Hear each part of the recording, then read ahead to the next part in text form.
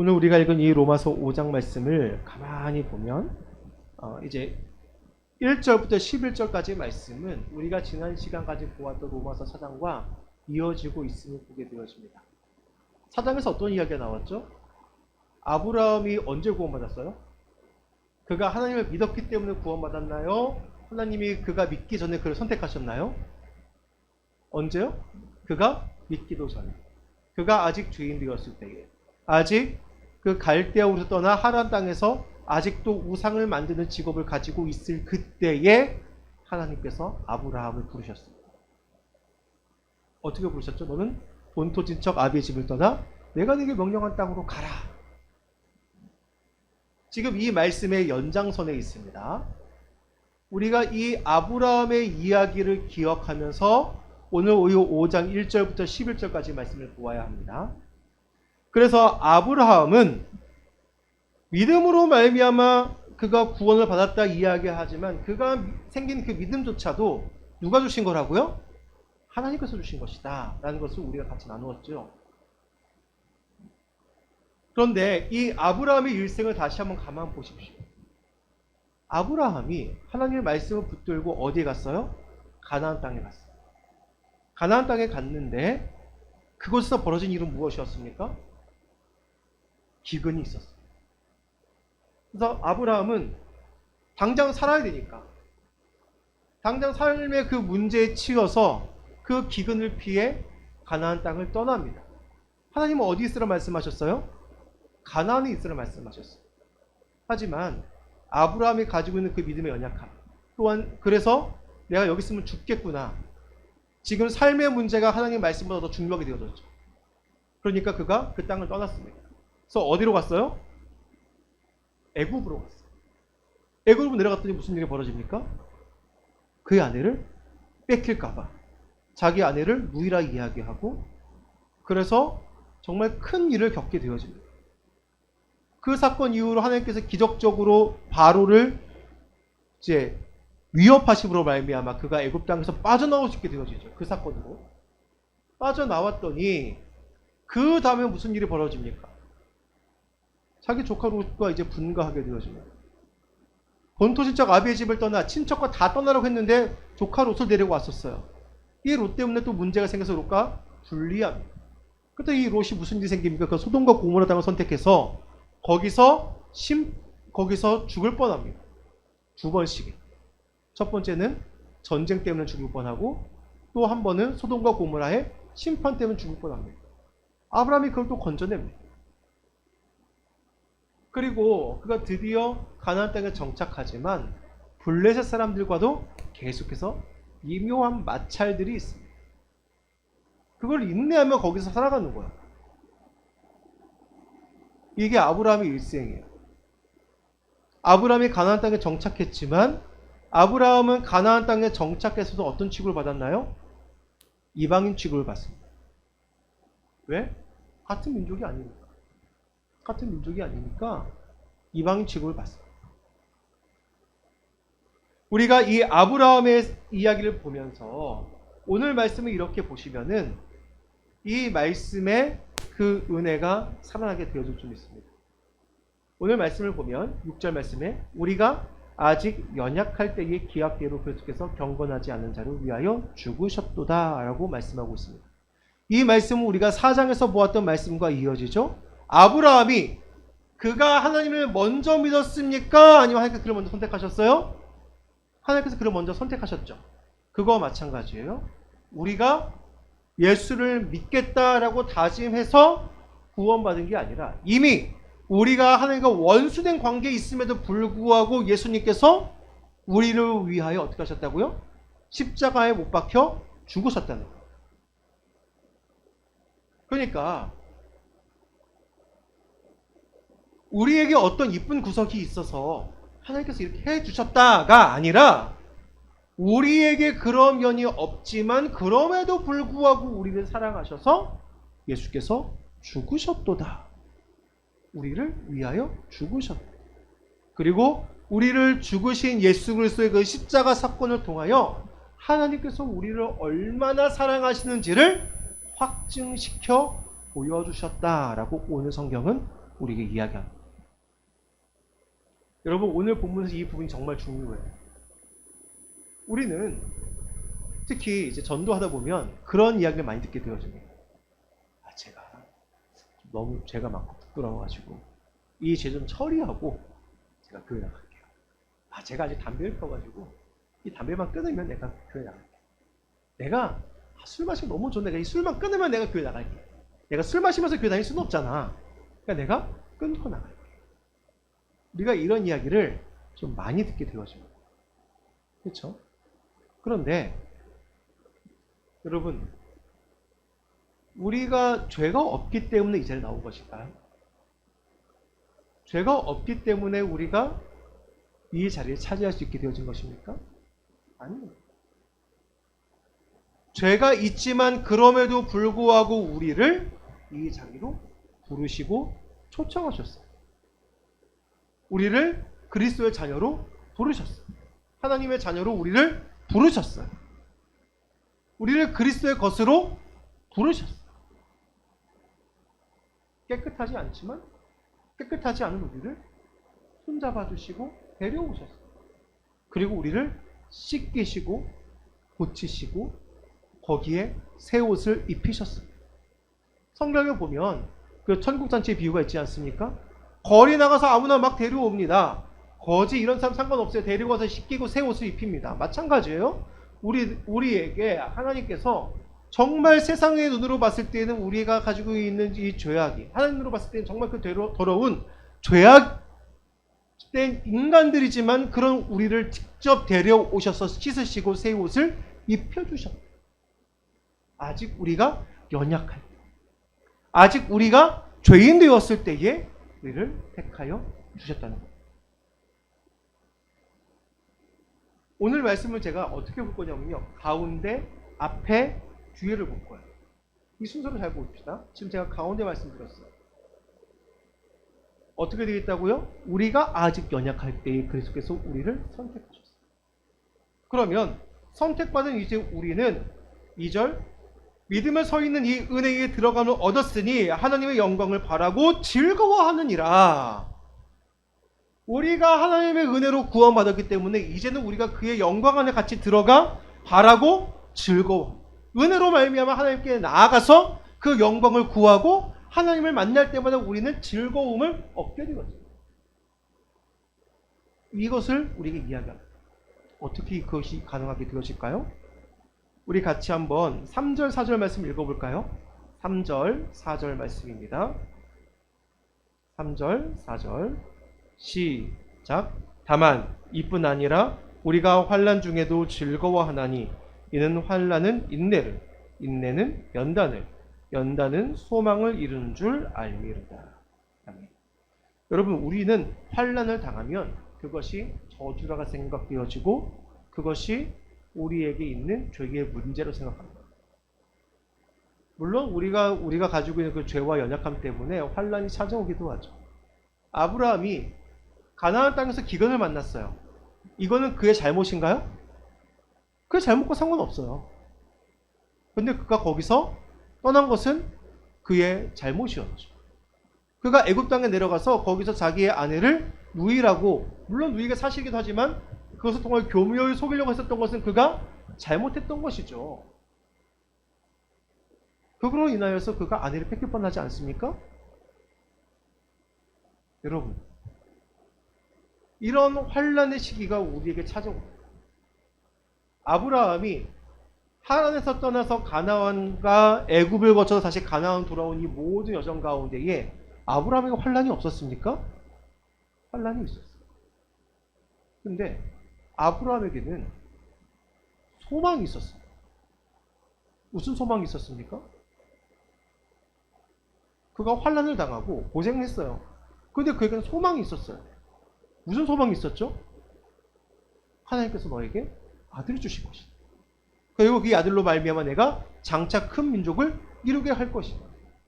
어떤 몸을 통하여? 더 이상 아들을 낳을 것이라는 그 소망 없는 그 몸을 통하여 하나님께서 이 놀라운 일을 이루실 것이라는 그 소망이 그에게 임하였습니다.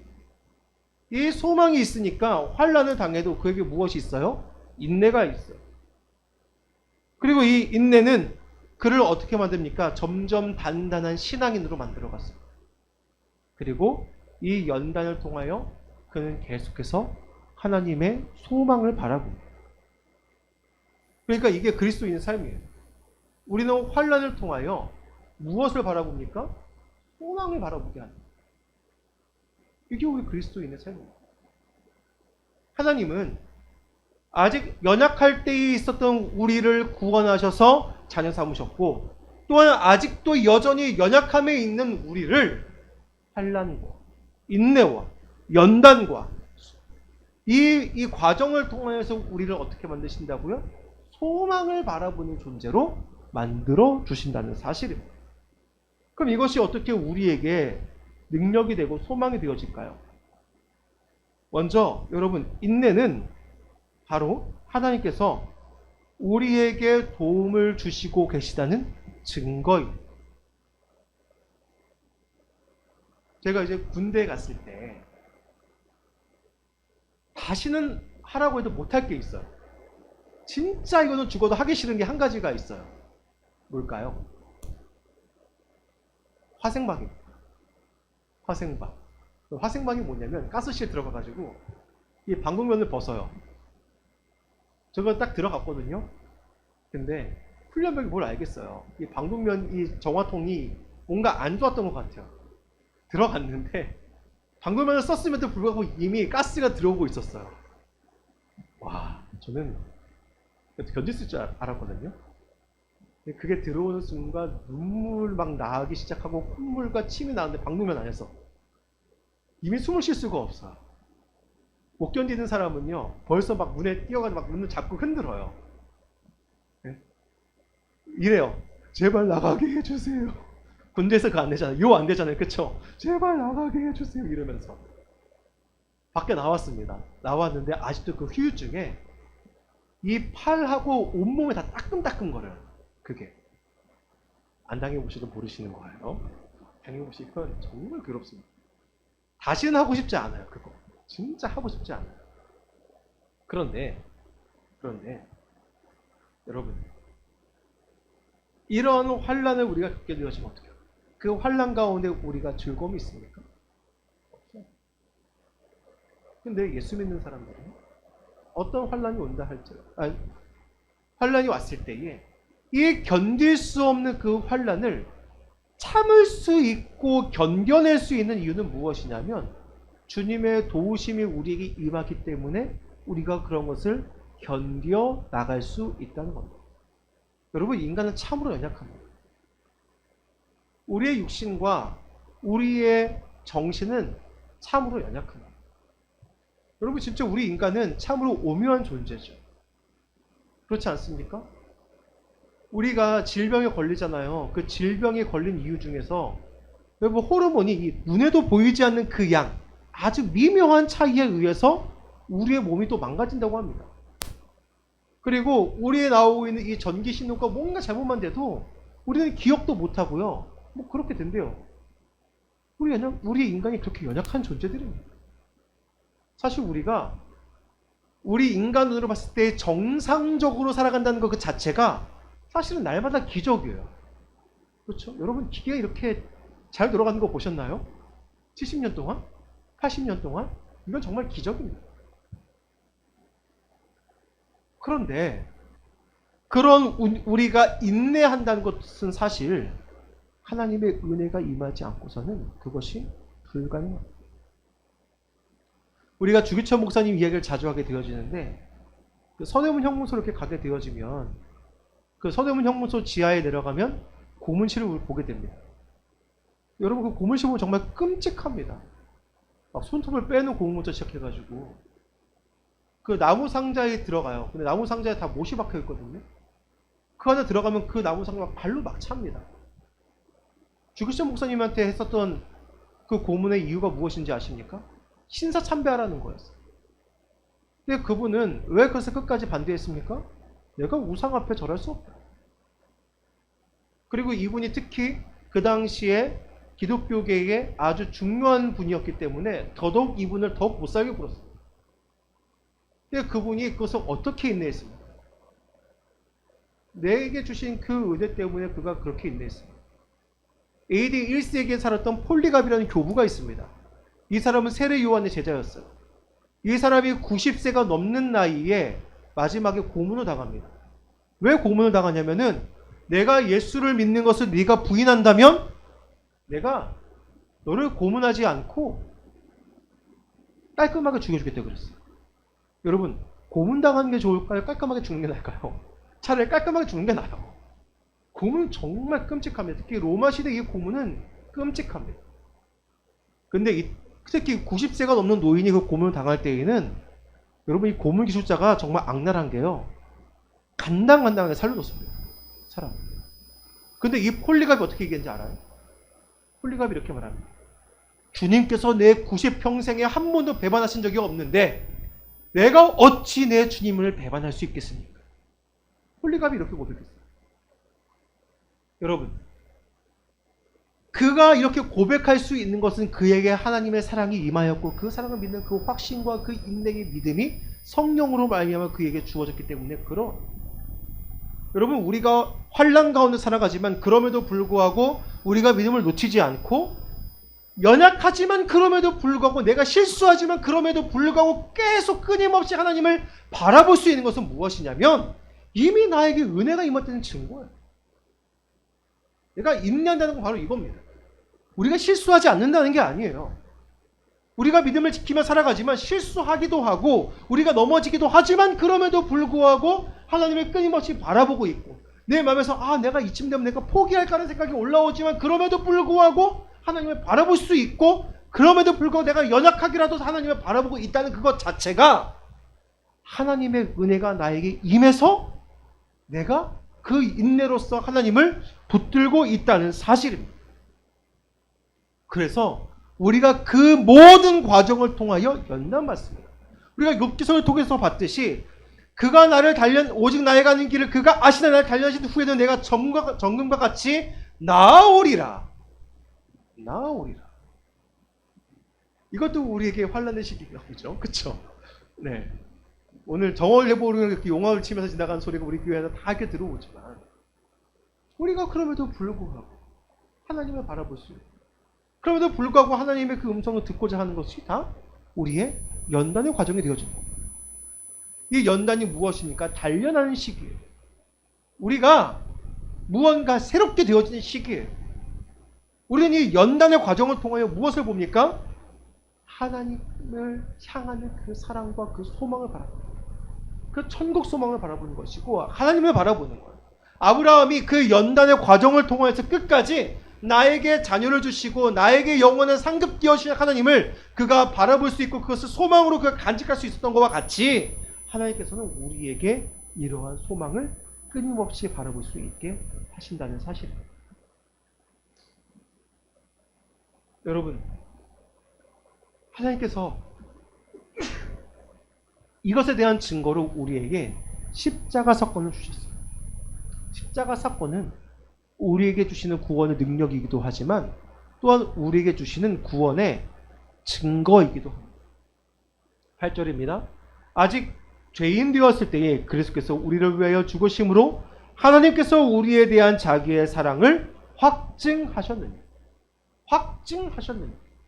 왜 하나님께서 우리에게 확증하셨습니까? 우리 영혼에 확신과 안정을 주시기 위해서 이 확실한 증거를 우리에게 주셨다는 거예요. 그래서 우리는 이 구원의 사건을 통하여 우리는 하나님을 바라볼 수 있게 되죠. 이 증거로 말미암아 하나님께 담대히 나아가게 되어지는 겁니다. 마지막 절입니다. 우리로 화목하게 하신 우리 주 예수 그리스도로 말미암아 하나님 안에서 또한 즐거워하느니라. 여러분, 우리가 아직 연약할 때에 하나님께서 우리를 부르시고 자녀 삼으셨습니다. 또한 아직 우리가 연약하지만 이 연약한 우리를 하나님께서 단련하시고 인내하게 하심으로 말미암아 놀라운 주의 소망을 보게 하십니다. 그런데 그 소망을 보게 하는 그 과정을 이 인내로 살게 하시는데 그 인내의 과정을 우리에게 도와주고 계시는 그 힘으로 말미암아 우리를 인내하게 하신다는 사실입니다. 여러분, 우리가 살아갈 때에 견디기 힘든 현실이 있을 수 있습니다. 그런데 그 현실을 살아낼 수 있게 하시는 것이 바로 하나님의 능력이라는 것을 잊지 마십시오. 또한 하나님께서 그렇게 여러분이 살아갈 수 있도록 여러분을 붙잡고 계시는 사실을 잊지 마십시오. 하나님의 손은 결코 작지 않습니다. 크십니다. 내가 이 환난 가운데 넘어짐은 나의 시야가 좁기 때문입니다. 여러분, 하나님께 그 시야를 맞추시기 바랍니다. 하나님의 그 능력을 다시 한번 확신하시기 바랍니다. 그래서 그 놀라우신 주의 은혜를 날마다 발견하며 그 주님 앞에서 살아가는 저와 여러분 되기를 간절히 소망합니다.